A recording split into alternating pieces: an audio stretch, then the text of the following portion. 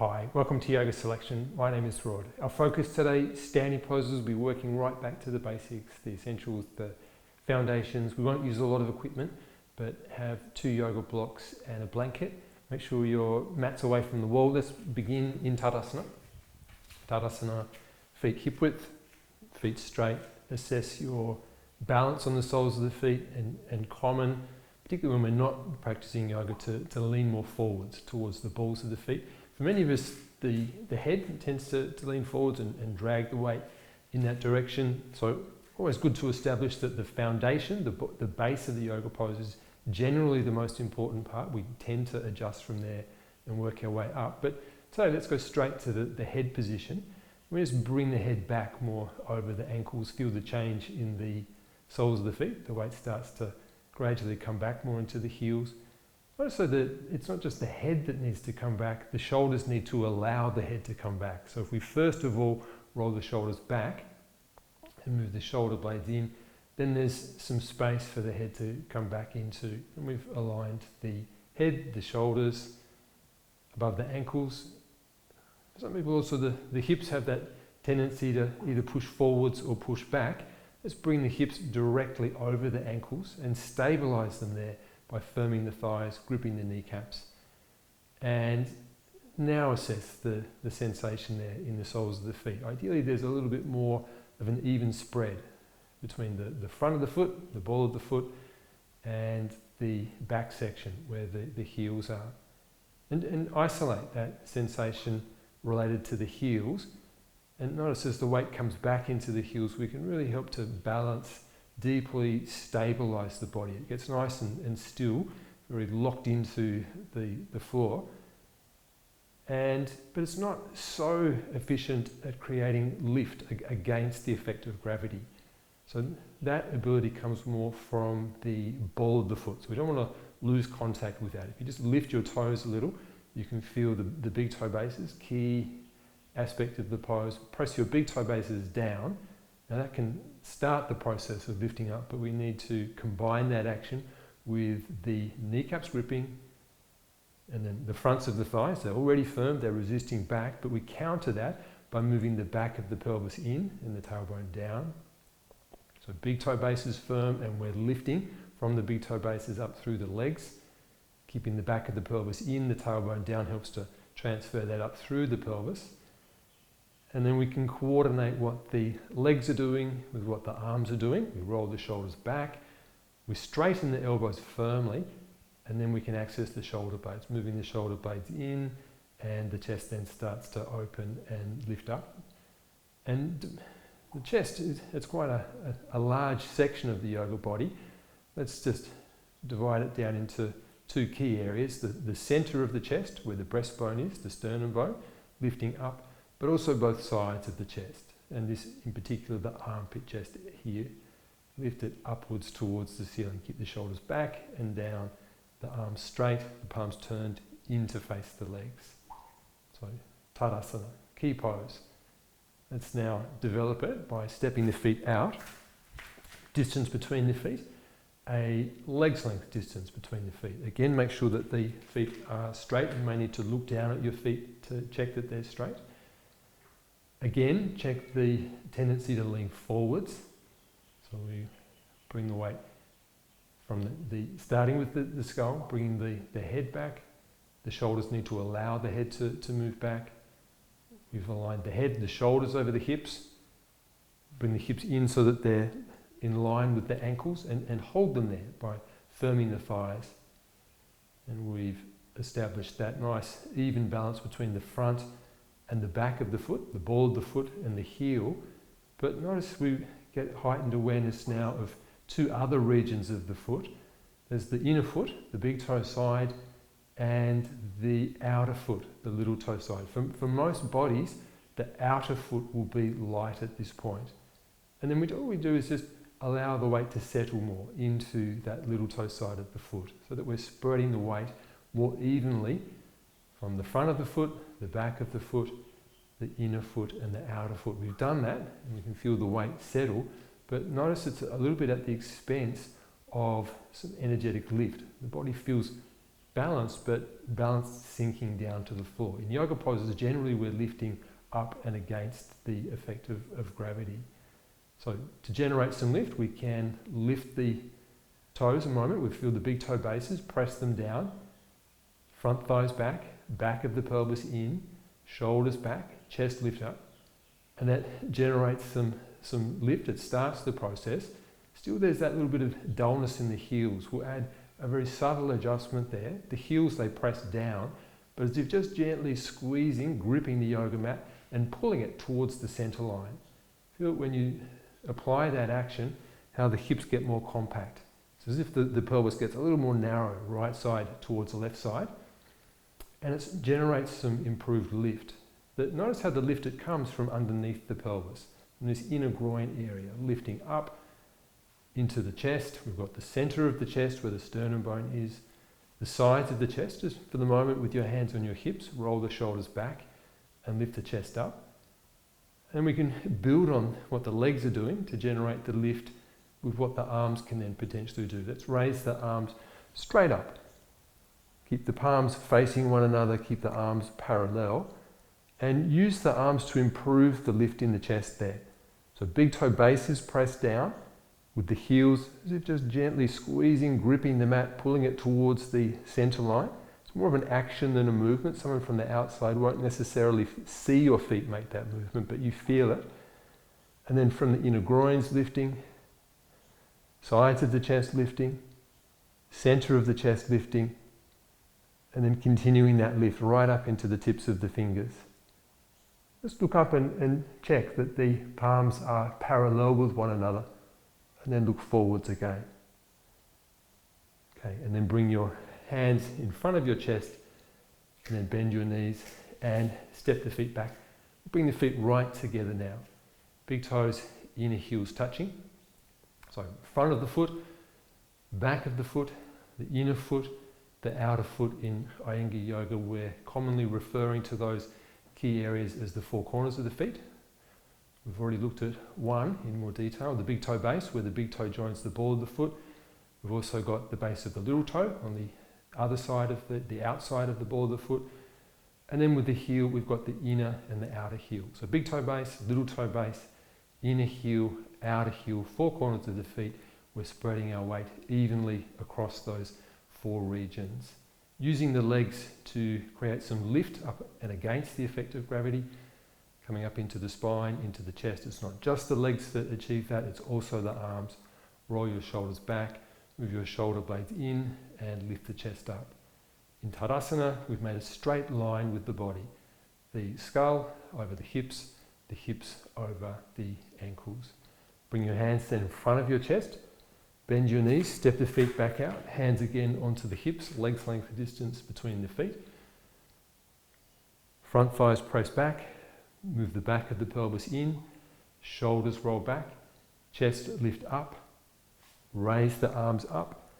So use the arms to lift the chest, and then keeping that lift in the chest, we'll bring the arms out to the side. Make sure that your wrists are shoulder height, palms are facing down, as if you're pressing onto a ledge with the hands. Keep your hands at shoulder height, but lift the elbows up.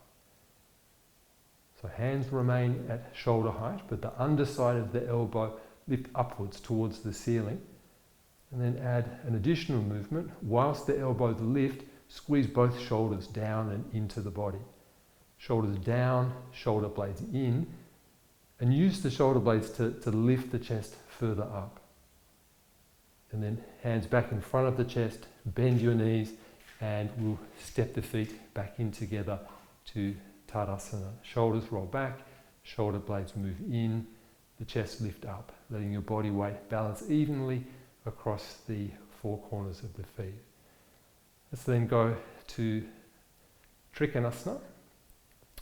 Before we do that, again, just get that physical snapshot in the body, that alignment of the shoulders over the hips over the ankles, and just catching out any tendency for the head to want to lean forwards. Often if your gaze averts downwards towards the floor, it's an indicator that the head may be tipping forwards. So just looking directly ahead at eye level. And then hands in front of the chest, bend your knees. We'll step the feet out. Start with your hands on your hips, legs length distance between the feet. We're going to now turn the feet. The left foot will be the back foot. So we lift the ball of that left foot and turn it in. And then with the front foot, the right foot, we lift the heel. We swivel on the ball of the foot, turn the whole leg to the side. Check that the right heel aligns with the arch of the left foot. We'll just have a run through of the basic shape of the pose. Start with your arms extending out to the side. And then we'll bring the left hand onto the hip as we bring the right hand down onto the shin, somewhere near the ankle. The common tendency here in the pose is to bring the hand too close to the floor, too close to the ankle initially, and that tends to distort the hips. So we just looked in tadasana at that alignment of keeping the hips over the ankles. Notice here how the right hip tends to push back. So it might be that you need to let the right hand come that little bit higher up the shin to allow that right hip to move into alignment with the ankles. So it was the ankles and the hips, but also the shoulders that we were aligning in tadasana. Check the problem now with the left shoulder. It tends to lean forwards. So bring it back, and if it doesn't come right the way back, again, it might mean that the bottom hand, the right hand, has come initially too low down the shin. Just for the moment, we'll keep the left hand onto the hip, but turn the head to look up towards the ceiling. Notice how that brings another element of balance to the pose. And in order to balance properly in the pose, we need to press the left heel down firmly into the floor. Okay, and then let's come up, hands on hips. We turn the feet back to the front, turn then the right foot in, the left leg out, check that the left heel aligns with the right arch. Arms extend out to the side, and then bringing the right hand to the hip as the left hand comes down onto the shin, somewhere near the ankle. Find a height for the left hand that allows the left hip to move into the body, so that it's in that same vertical alignment as the ankles. Its tendency is to push back, to protrude back, move it in. And then the shoulder alignment, ankles, hips and shoulders in the same vertical alignment, but this right shoulder tends to tip forwards. So bring it back. And if it doesn't come all the way back, again, it might be that you just need to slide the left hand a little higher up the shin. And then pressing the right heel down, turn the head and look up towards the ceiling. And then press into the right heel and come all the way up. We'll turn the feet back to the front, hands in front of the chest, bend your knees, and then we'll step the feet back together to tadasana. Thighs press back, back of the pelvis move in, tailbone down, shoulders roll back, shoulder blades move in, and the chest lift up.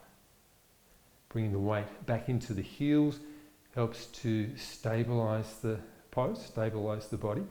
Notice as you do that, we're a little bit less inclined to wobble around in the pose. We get more of a firm, constant stability.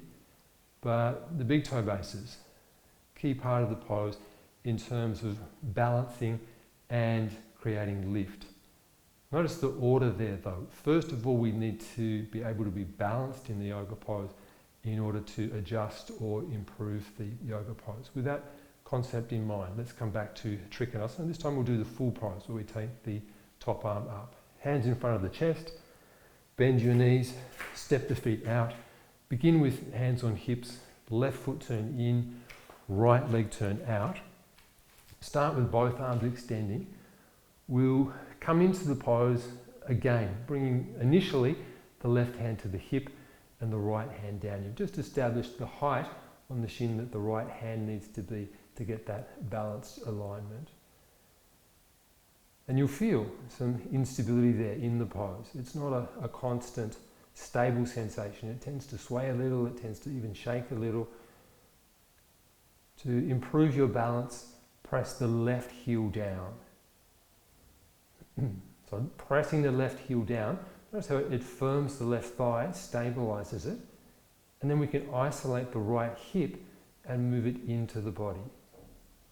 So first of all, balancing, getting control of the pose, and then adjusting, improving the pose. So left heel press down, we get that improved balance, improved control, and then we can adjust by moving the right chest up and the left shoulder back. We then turn the head to look up towards the ceiling. Now that the chest has turned more fully, there's less strain put on the neck as we look up, and we can then extend the top arm up, and with the left eye looking up at the with the right eye looking up at the left thumb. And then press into the back heel, inhale and come up, hands to the hips, feet to the front. Start with the feet straight, and then we'll turn the right foot in. So we lift the ball of the foot to turn that foot in, with the front foot, with the left foot. Remember to lift the heel, we swivel on the ball of the foot, and we turn the whole of the leg out to the side. Start with both arms extending. Use the arms to both lift the chest up, but to broaden it in an outward direction towards each set of fingertips. And then as we come down to the pose, we'll begin with the right hand onto the hip. The left hand, it comes down to the shin. We've already looked at it. If it comes too low down, it tends to make that left hip protrude back. Keep the left hip in. But that adjustment, we can refine it if we've got improved balance in the pose. So right heel press down. Keep pressing the right heel down until you establish that firmer stability in the pose. Right heel press down, and then the left hip, it can move deeper into the body. Right heel press down until you establish that control of the pose, pressing the right heel down, move the right shoulder back, turn the left chest up, turn the head to look up, and now we'll extend the top arm straight up. Wrist above the shoulder, palm facing to the front, the left eye looking up at the right thumb. And then pressing the right heel down, inhale and come all the way up. Turn the feet to the front, bring the hands in front of the chest, and step the feet back in together, tadasana. Find the body weight evenly balancing across the soles of the feet, letting the weight come back into the heels, but keeping the big toe bases firm, gripping the kneecaps, back of the pelvis in, tailbone down. That alone allows the legs to lift the spine from underneath upwards, but build on that with what your arms do. Shoulders roll back, shoulder blades move in, and the chest lift up. Let's head now to the second of the warrior poses, Virabhadrasana 2. Hands in front of the chest, bend the knees, step the feet out, hands onto the hips. The distance between the feet needs to be a little bit beyond the length of one of your legs. We'll turn then the left foot in, the right leg out. Again, check that the heel of the right foot aligns with the arch of the left foot. Look down at the left foot, make sure that it's a little bit turned in. The toe's not facing straight ahead, but slightly turned towards the right side. Hands on hips. So key aspect of this pose that differentiates it from the previous pose, rather than keeping the legs straight, we're going to bend the right knee. So let's go straight to it. Just think of doing that and only that, just bending the right knee, and see what happens to the pose. When we bend the right knee, it's a very natural tendency. The body weight tends to follow to the right side, and we create an imbalance. And just check it for yourself, that tendency for the weight to feel heavier in the right foot when compared to the left foot. And let's then come back up, keep the feet where they are. And a good way of counteracting that, to prepare before bending the front leg, pressing the left heel down, pressing the left thigh back. You've got your hand there, the left outer hip, move it in. Notice how it keeps the hips more level to the floor. Your left shoulder then stays over the left hip. And then rather than concentrating on the knee, just let the knee do its own thing. Focus more on your right hip. Bend from the hip and think of releasing the right hip in a downward direction. So the knee of its own accord will move out of the way, and we're letting the right hip descend down towards the floor. Sink right down. Eventually you're making more of a right angle shape with the right leg. Notice though how the knee, it tends to twist across towards the big toe side. So press the right heel down to re-straighten the knee. So that the inner knee sits over the inner heel. Okay, and then we'll come back up. Let's stay on this side. We'll keep the feet as they are. Left heel press down, left thigh press back, left outer hip move in. Bend the right hip and sink down. The right heel, press it to the floor so that you can turn the knee so that the inner knee sits over the inner heel. Notice also how this right hip tends to protrude out. Press the right outer heel to the floor and move the hip into the body as the thigh bone sinks. And then the shoulders, the left shoulder, roll it back so that it sits more directly over the left hip. Keep the chest lifting and both shoulders rolling back. Okay, and then we'll come up. Let's build that on the left side. So feet to the front, right foot in, left leg out. Just feel the difference. So focus on bending the left knee initially, and notice that tendency to lean across to the left side as you bend, and then come back up. With that in mind, we counteract that. Right heel press down, right thigh press back, right outer hip move in, maintaining those actions. Now as you bend, bend from the hip. Let the left hip socket release down towards the floor. Again, working to bend that left leg towards a right angle. Notice how the knee tends to twist across to the inner heel side. Press the left heel down so that the inner knee sits directly above the inner heel. Then we'll briefly come back up to keep the feet in that position, and then sink down again. So the left hip socket towards the floor, left inner knee above the inner heel, pressing the heel to the floor. We can move this left hip in, pressing the right heel down, move the right shoulder back so that the right shoulder stays directly above the right hip. Chest lifting, both shoulders rolling back, and then come all the way up and feet to the front, hands across the chest, step the feet back in together. We'll just have the feet hip width apart for the moment.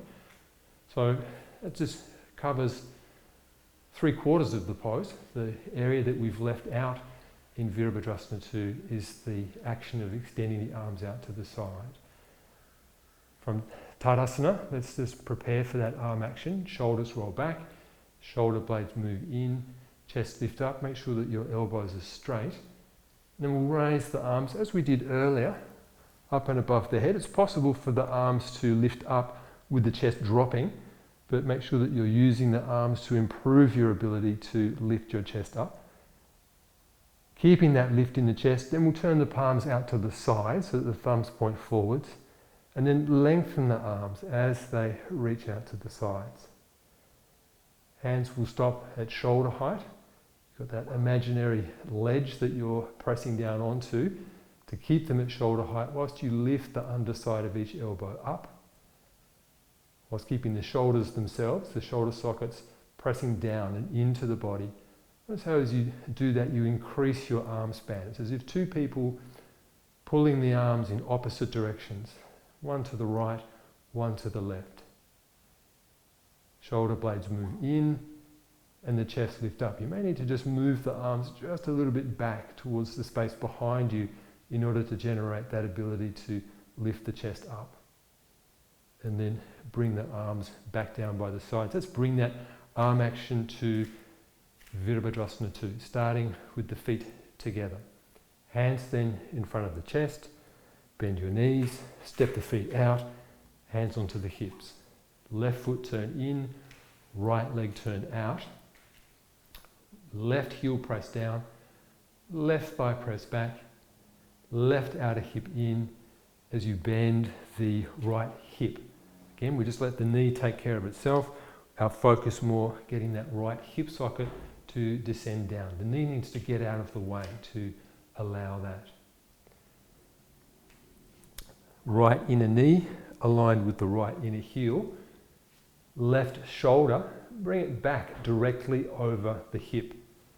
Chest lift up, and then raise your arms up. Use the arms to lift the chest, and then bring the arms out to the side. Lengthen the arms as you go. Look back at the left arm first of all. Make sure that the wrist sits directly over the outer thigh. Keep it there without dropping the left arm. Bring the gaze to look over the right arm. As the eyes look to the right hand, reach back into the left hand. Keep the wrists at shoulder height. Lift the elbows up. Squeeze the shoulders back down into the body. And then inhale and come up. Hands to the hips, feet to the front, and around to the left side. Starting with the hands on the hips, the right outer hip move in. Bend the left hip, sink it down towards the floor. Look at the knee, check that the inner knee aligns with the inner heel. The left outer heel, it needs to firmly press down to the floor to bring about that alignment. Still with the hands on the hips, roll the shoulders back so that the right shoulder sits directly above the right hip. Lift your chest up, raise your arms up, use your arms to lift the chest, maintaining that lift in the chest, then bring the arms out to the side. Look back at the right wrist, check that it aligns with the right outer thigh. Keeping the right arm there without it dropping, turn the gaze to look over the left arm. Lift the elbows, draw the shoulders down without dropping the elbows. Move your shoulder blades in and lift the chest up. And then we'll come up, feet to the front, hands across the chest, and step the feet back in together, right the way together. Big toes, inner heels touching. Check that the head has come back, shoulders back. Head and shoulders above the hips, hips above the ankles. Kneecaps firm, back of the pelvis in, tailbone down. Letting the weight evenly spread across the four corners of the feet.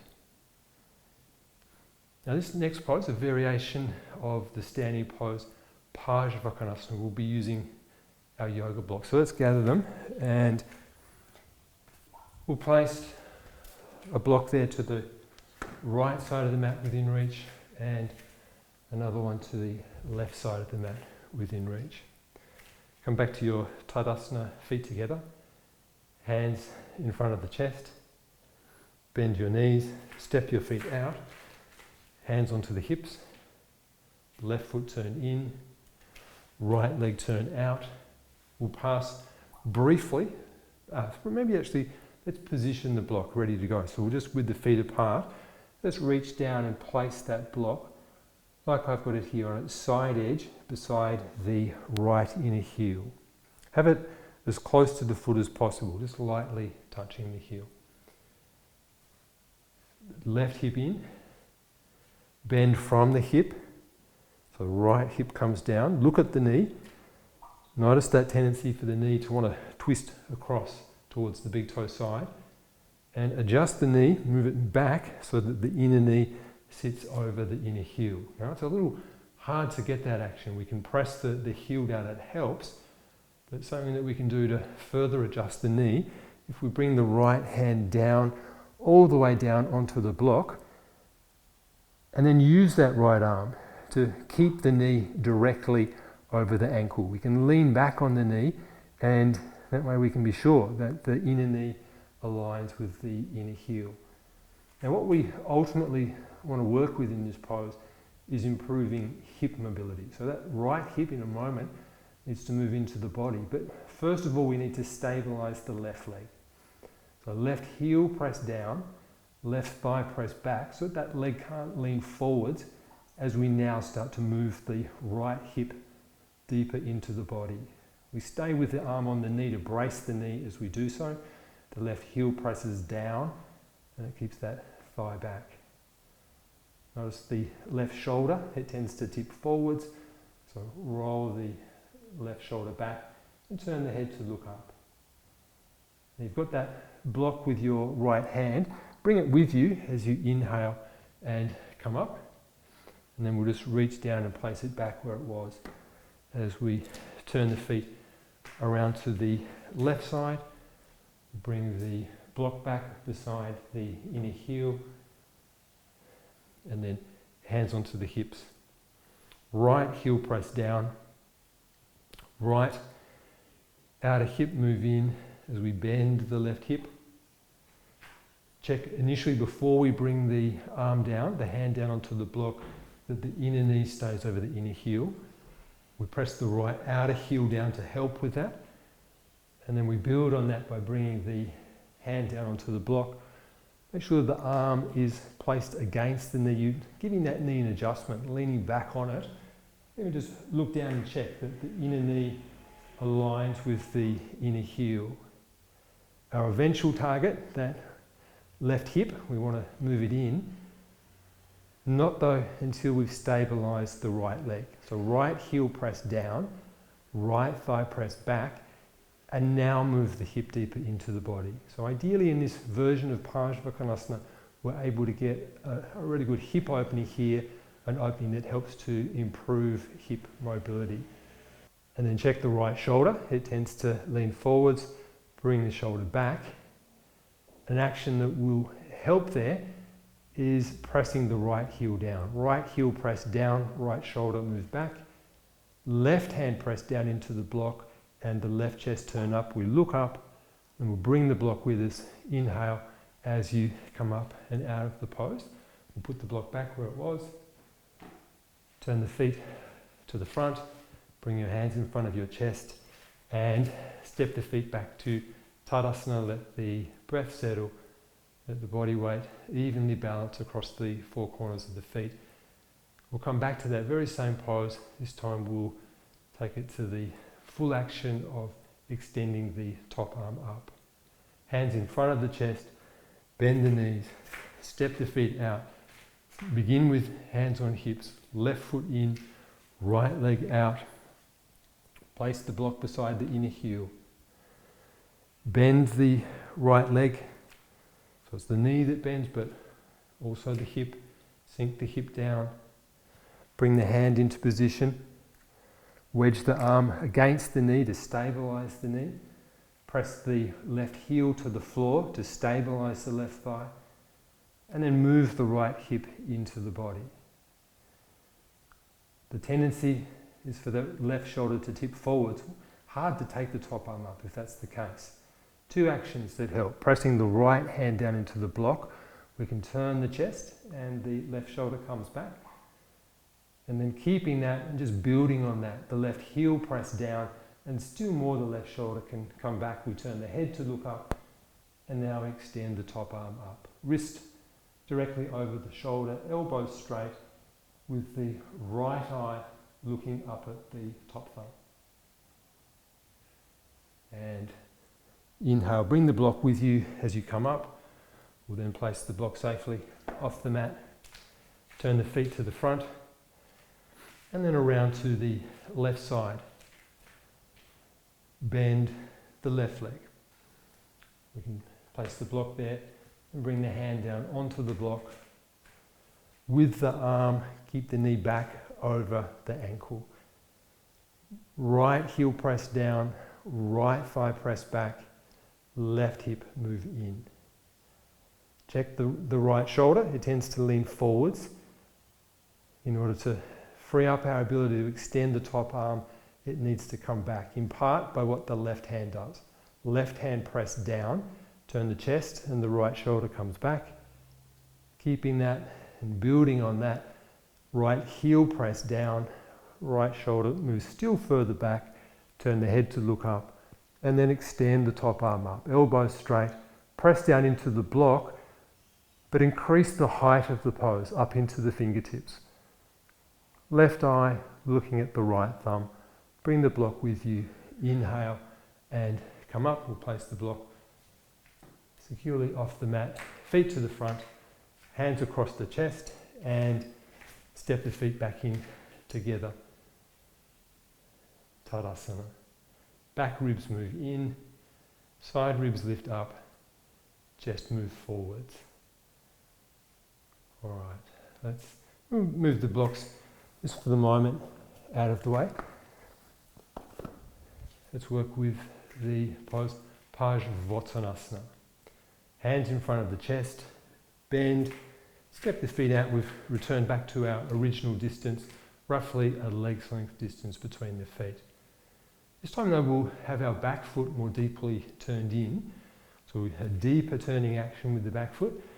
We then turn the whole of the front leg out, partially bend the right knee so that we can then readjust that back foot and turn it in sufficiently so that the hips can rotate fully around towards the right side. Roughly the angle of that back foot, it's about 60 degrees, considerably more turned in than what we've had for the previous couple of poses. We'll work with hands on hips. Now, before we take the pose further, important that we bring our hips into a balanced position. Notice how the left hip is prone to slanting back. So we'll get to that, but start with the right hip. So right big toe base pressed down. It helps your balance, which is a good thing. Until we can balance, we can't really make adjustments to the pose. It also helps that right hip to stay back into the body. To adjust then the left hip, we start with the back heel. Left heel pressed down, and we turn the calf muscle from inner leg towards outer leg. Notice how it helps to keep the left hip moving forwards. Work your way up the leg with the knees straight, left inner groin turn back, and the left buttock move away from the right buttock. With your right hand, the right hip moves back. With the left hand, the left hip moves forwards. Check that the back of the pelvis is staying down, and lift the front of the pelvis up and build that lift right up into the chest. Chest lift up, shoulders roll back. Notice if we just squeeze the elbows a little closer together, it improves our ability to lift the chest. Keep the chest lifting up and away from the navel. The sternum bone, the breastbone in the center of the chest, keep it moving away from the navel.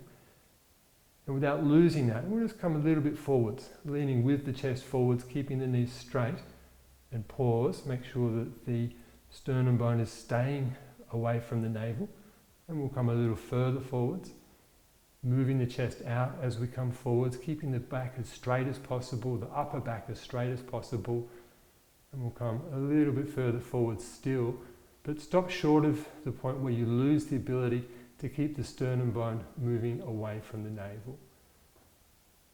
And then inhale and come all the way up, and we'll turn around to the left side. Now the right foot deeply turned in. For your balance, the left big toe base pressed down.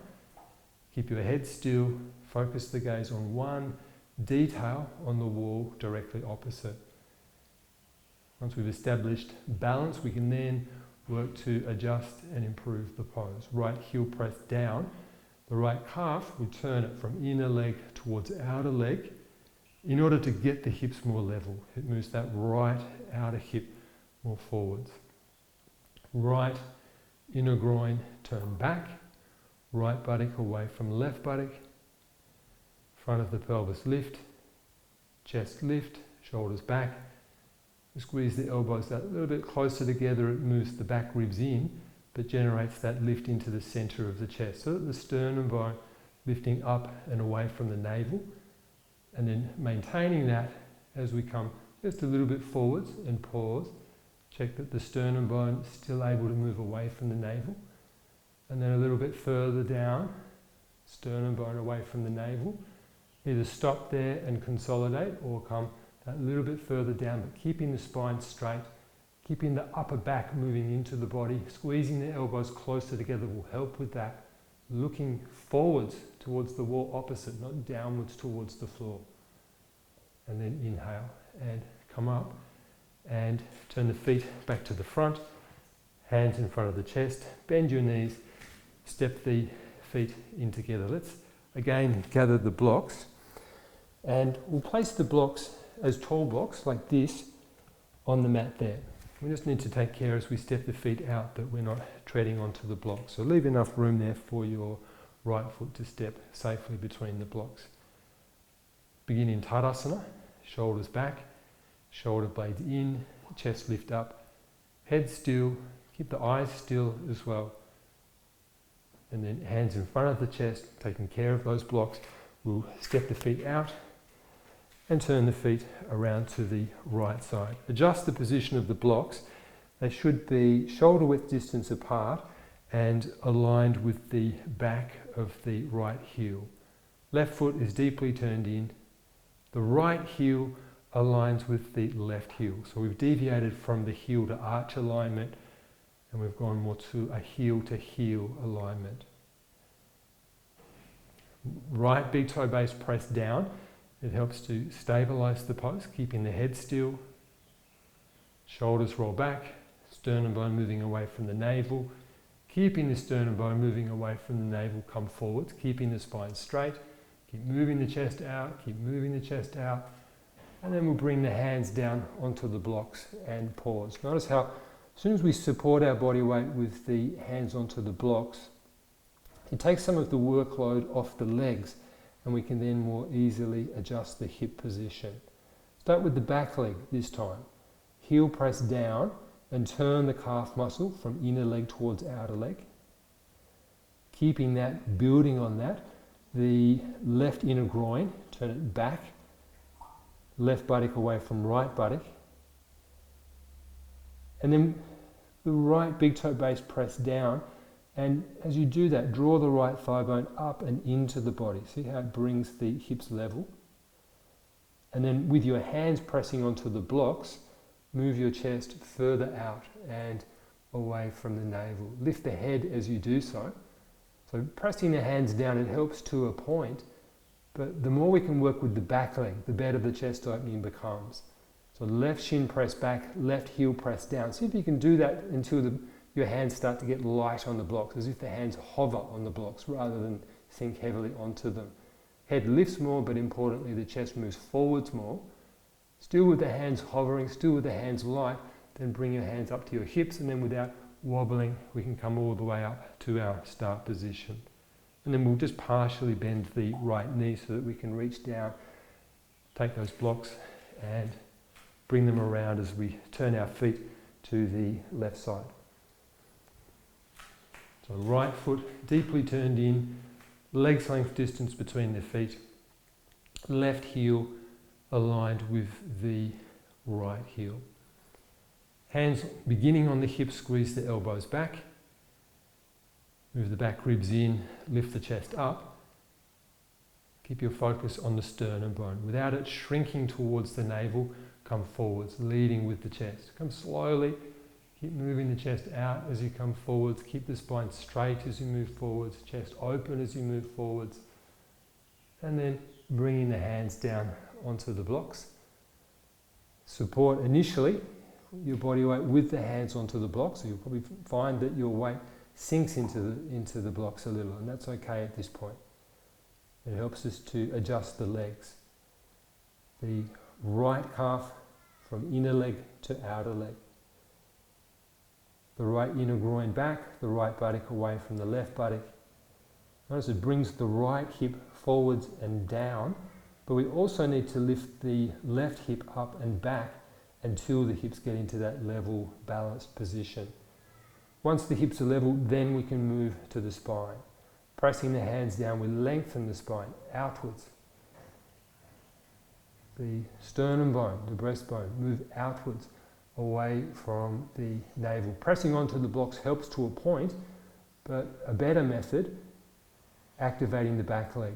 Right shin press back, right heel press down, and make that action until the hands start to become light on the blocks, until the hands start to hover on the blocks, the head lifts more, and then without wobbling, hands to the hips and come all the way up. We'll keep our feet apart. We'll bring those blocks around to the center of the mat, towards the front of the mat.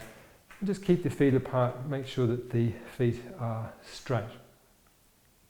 Sorry, look at the feet, inner edges of the feet parallel. Thighs back, back of the pelvis in, shoulders back and the chest forwards. We've got the four corners of the feet. Let's check in with them. Notice at this point, more than likely you're heavier to the inner two corners, the big toe bases and the inner heels. Just let the weight come across more, let the little toe bases settle to the floor, the outer heels settle to the floor. So good that we've established that more even balance on the soles of the feet, but it often comes at the expense of the energy in the body dropping towards the floor. So in the standing poses, general principle, we're using the floor as something to press against, to lift the energy of the body up and against the effect of gravity. A little bit we can work with the strong big toe base. To find it, we lift the toes, press the big toe bases down, we grip the kneecaps. We press the thighs back. We move the back of the pelvis in, building the lift as we go, shoulders back, chest lift up. And then in addition to that, the heels, great for stability, that earthbound quality, but also we need them to generate some lift. It's that gentle squeezing action as if we're gripping the mat and drawing the mat towards the center, that section directly underneath the pelvis. Feel how that makes the hips more compact. From the inner groins we lift up through the sides of the chest into the center of the chest, squeeze the elbows back, and we're going to come forwards as we just did in the previous pose, keeping the spine straight, keeping the chest open, moving the sternum bone out and away from the navel. And stop short of the point where you lose the ability to do that. Keep the sternum bone moving away from the navel. We're coming no lower down than parallel to the floor.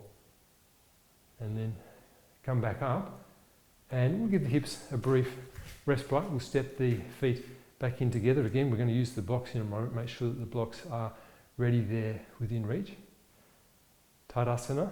Weight back into the heels. And we get that nice stability, even balance. Big toe bases press down. We generate some upward lift. Keep the kneecaps gripping, front thighs firm, tailbone in and down. Lifting from the legs up through the pelvis into the spine and the chest. Shoulders roll back, shoulder blades move in. And then hands in front of the chest, step the feet out. Wide distance between the feet, a little bit wider than the length of one of your legs. Check that the feet are straight. Big toe base is firm with the heels just gripping the floor. Outer hips move in from the inner groins, lift up to the chest. Hands on the hips, leading with the chest, come forwards, moving the sternum bone out and away from the abdomen. And then we bring the hands down onto the blocks. Make sure that the blocks are tall blocks. Check the alignment of the hips relative to the ankles. We want the hips on that same vertical alignment as the ankles. Grip the kneecaps, and whilst doing that, press the big toe bases down. And you can move the chest further out towards the center of the room. And then without losing that, building on that, gripping with the kneecaps, but also that whole front thigh area right up to the pelvis. Grip with the muscles there. Whilst doing that, press the heels down. Again, that's gentle squeezing action with the heels whilst pressing into the blocks. Move the chest still further forwards. So the four corners of the feet press down into the floor. Hands press into the blocks. Move the chest out. Lift the head. See if you can look up towards the ceiling directly above. We've got the navel moving away from the front of the pelvis. The sternum bone moving away from the navel. And the chin moving away from the chest. And then we'll bring the hands back to the hips. Stand back upright and step the feet back in together. One last time in Tadasana.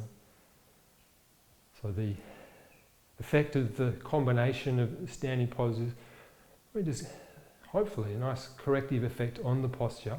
The shoulders more adaptable now to the head moving back. The head, the shoulders sitting more comfortably, more naturally over the pelvis. Pelvis over the ankles, weight into the heels, generating energetic lift from the balls of the feet, all of those things in balance.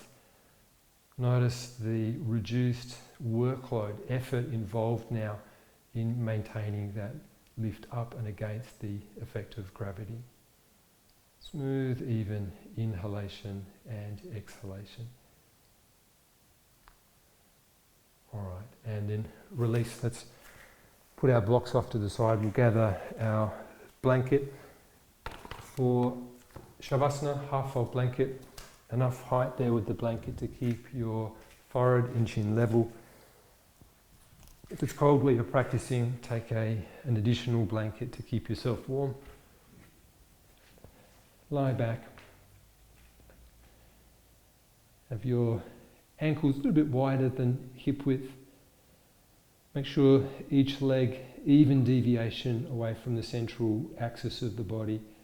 As the legs relax, that tendency is for the heels to shrink back in towards the body. So just extend the heels away from the calves away from the backs of the knees. And then let the legs relax. The feet turn out as the legs relax. The arms roughly 30 degrees away from the angle of the spine.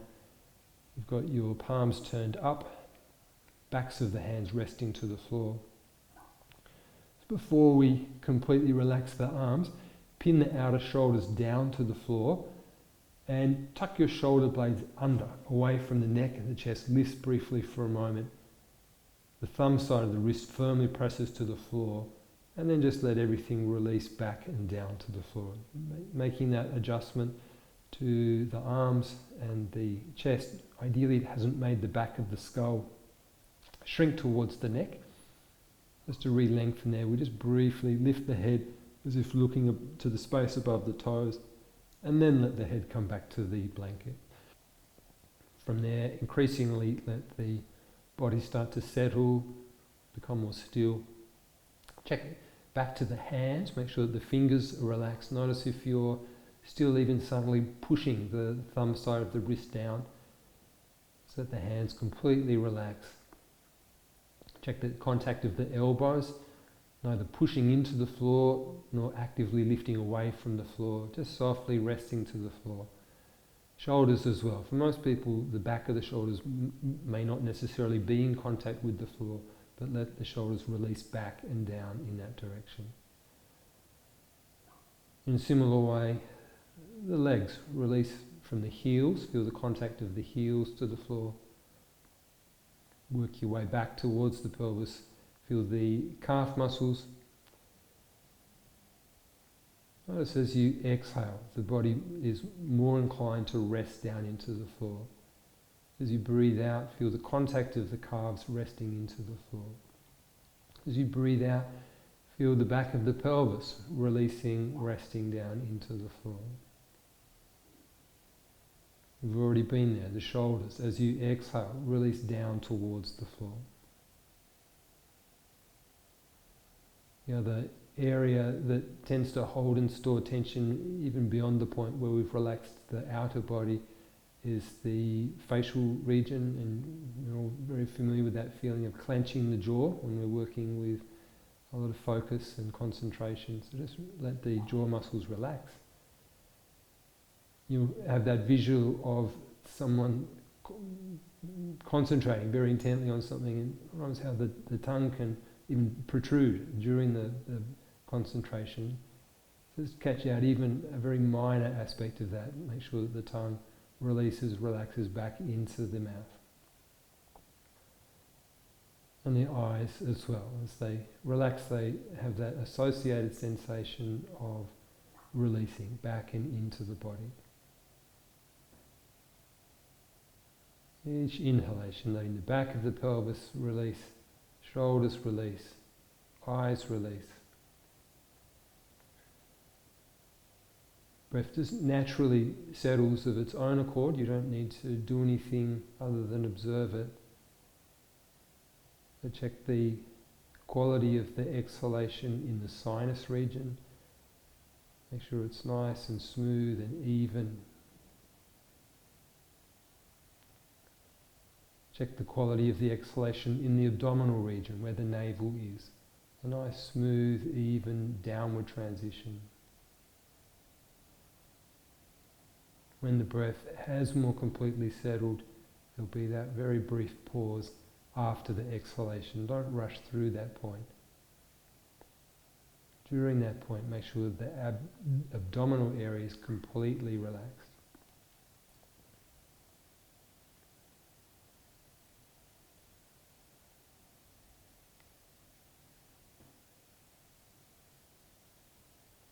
Last few moments there.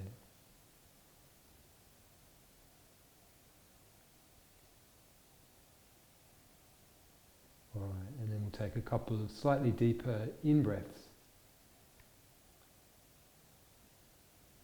And then bend your knees. Bring your hands across your chest or abdomen. And then eyes open. And roll to the side. And come up as you're ready. Thank you for practicing with Yoga Selection.